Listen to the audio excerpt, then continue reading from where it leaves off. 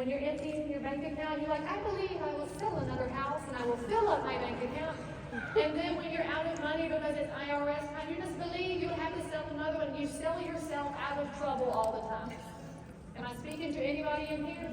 My first year in real estate, I had a really good year. My dad trained me. He is the best. He's retired, not dead. It's full disclosure. I use past tense because he got his realtor emeritus and then immediately hung it up. And my mother got mad at him because then his dues were free and he stopped selling. She was very mad.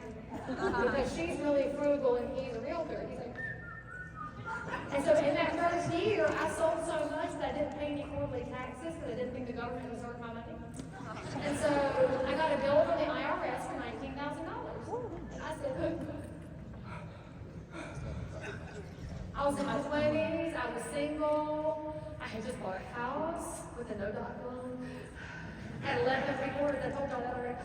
And I was like, how much, what? I went to my daddy and I said, Daddy, what do I do? You know what my daddy said? My daddy wasn't the kind that bails people out, by the way. You can probably guess that's how I was raised, since everything I owned came from Marshall's, TJ Maxx, and Goodwill.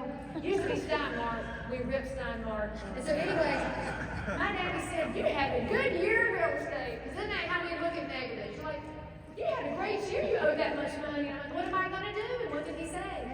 Sell more. I'm like, now I got to sell enough to pay off this hole I'm in and keep the bills paid on this house I just bought, because now I have utilities and...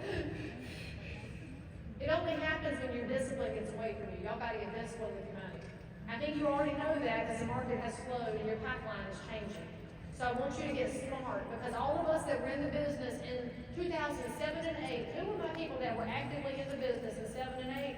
Would y'all agree that you wish you'd have had more money when 7 and 8 hit, so you could have taken advantage of more of the opportunities that hit the market? I didn't have it available. I wasn't disciplined. Oh, there's another RPAC contribution. Thank you so much. Man, somebody grab them up and take them down to the expo. So here's your solution.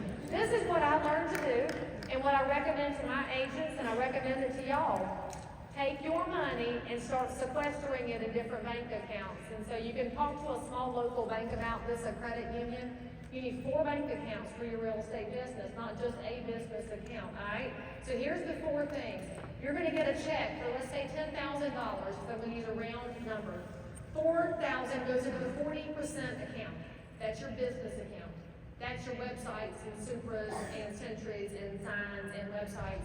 And it would be buying leads from websites, except you shouldn't be buying leads from companies that are trying to push you out of business.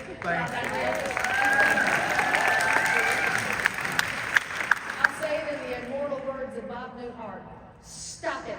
So that's the business account. That's also where you take money out to sponsor a little league team or some travel ball club or whatever you want to do. That's your 40%. 3,000 of those dollars goes into the next account. That's your personal account. That's your house and your car. And for the record, I got a lot of sidebars here, so I can't ever finish my slides. You don't need a super expensive fancy car to be in real estate. What you need is a clean car that's not a hoopty. That's all you need. And frankly, think about the message you give to the consumer when you roll up in some big old schwanky expensive car to a regular person's house. It's a little off-put. I drive a Ford Explorer because I'm a big Blue Oval fan.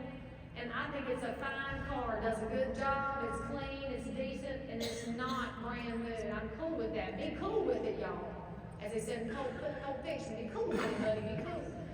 And what else comes out of that personal 30%? Oh, that's right, your RPAC contribution. All right, moving on. That 20% account is your tax account.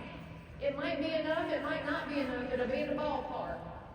Put some money in your tax account so you don't get sideways. The 10% is my tithe account. I give to the Lord what's His first. And now if that's not your jam, how about the battered women's shelter, the food pantry, the homeless club? I mean, if you watch the Good Neighbor Awards, if you're like me, you feel like the biggest slacker that ever lived. When you see what your fellow realtors are doing, holy smokes, your 10% could go to one of their things that they've built. But you have to learn to let your money go do some really abundant things in your name, because if you wait to give with what's left over, you'll never have anything left over. Flip that script, y'all. Your money can go do great things in the world if you're not clutching it so tightly in your hand.